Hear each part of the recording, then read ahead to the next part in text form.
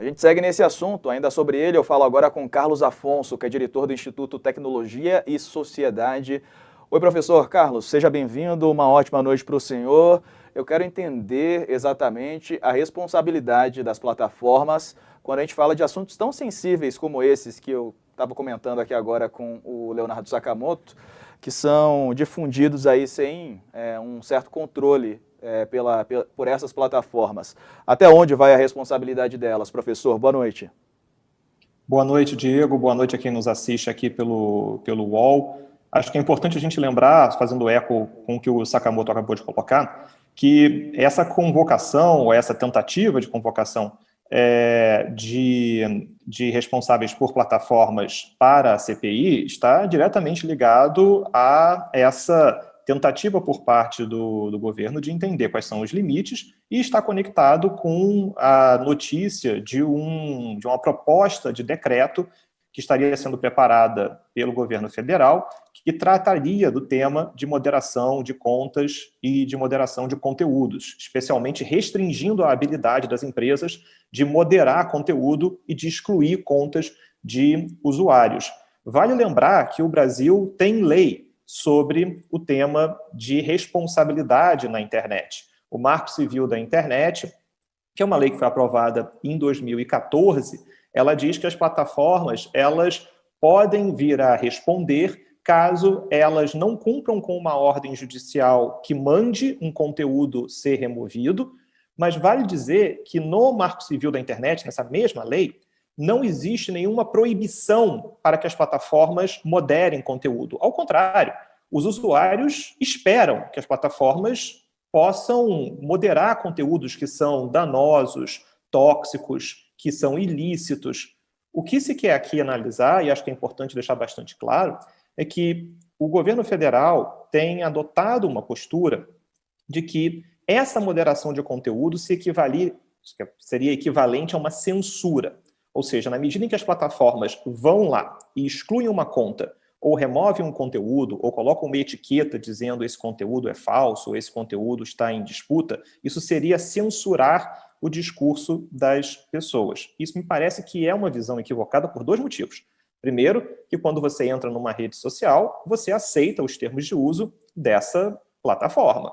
E segundo, esses termos de uso, eles são contratos, e como qualquer contrato, eles podem ser revisados pelo Poder Judiciário de acordo com as leis locais. E a gente tem mais de 100 ações, por exemplo, só no Tribunal de Justiça do Estado de São Paulo, que analisam a forma pela qual as plataformas removem ou não conteúdo. Então, isso só para dar um panorama geral desse debate e entender como o debate que agora se pretende fazer na CPI se conecta com uma conversa maior sobre liberdade de expressão na internet. Professor, muito foi comparado com a questão também do ex-presidente americano Donald Trump, né, que chegou a ser banido de redes sociais. Hoje isso foi mencionado, inclusive, pelo senador Randolph Rodrigues, que foi quem anunciou, né, que vai fazer esse requerimento para a convocação de representantes das plataformas. Dá para traçar um paralelo entre as duas situações, a americana e a brasileira? Sim e não. Sim, no sentido de que nós estamos falando de duas autoridades, das autoridades máximas do Poder Executivo dos dois países, e que utilizam as redes sociais para se comunicar com a população em geral. Mas o que levou ao banimento do presidente Donald Trump nos Estados Unidos foram tweets que estimularam, incentivaram violência naquele 6 de janeiro. O que o senador Randolph menciona com relação às lives do presidente Bolsonaro é uma discussão sobre tratamento precoce, indicação de cloroquina, questões ligadas à desinformação científica. Então, eu acho que aqui é importante a gente entender que, se por um lado os casos parecem semelhantes porque nós estamos falando de presidentes, da autoridade máxima de um país, é importante entender que diferentes plataformas têm diferentes políticas e diferentes modos de aplicar essas políticas. Existe política contra ameaça, existe política contra violação à privacidade, existe política sobre combate à desinformação envolvendo o Covid-19 e existe política contra incitação à violência. Então, é importante entender qual política está sendo aplicada e um ponto que chama muita atenção. grande parte das plataformas geralmente é um pouco mais cautelosa em remover postagens de líderes políticos, especialmente presidentes, por entender que o que um presidente fala é por si só noticioso, é por si só relevante. Só que essa exceção do que é noticioso pode ser igualmente perigoso. E viu-se isso em 6 de janeiro, na invasão do Capitólio nos Estados Unidos. E aí, como o Sakamoto trouxe no segmento anterior, o que se pode estar analisando aqui é uma situação de se testar as águas. Estamos analisando, no caso da CPI, falas sobre tratamento precoce e cloroquina. Mas será que a mesma situação seria adotada caso a fala de uma autoridade política fosse uma fala de incitação de violência? Será que as políticas seriam adotadas?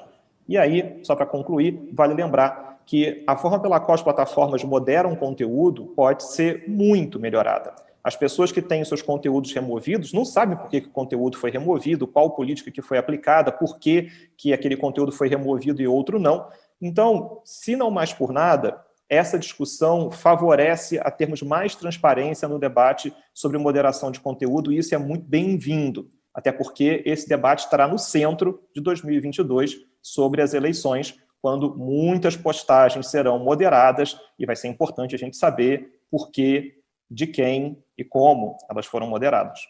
E nesse contexto de pandemia, professor, em que uma informação equivocada, uma informação falsa pode levar as pessoas, inclusive, a se orientarem de maneira inadequada e, eventualmente, até morrerem por não tomarem certos cuidados, precauções, etc. Isso pode tornar a consequência mais grave, enfim, deve ser olhado com, desculpe a redundância, mas com um olhar diferente?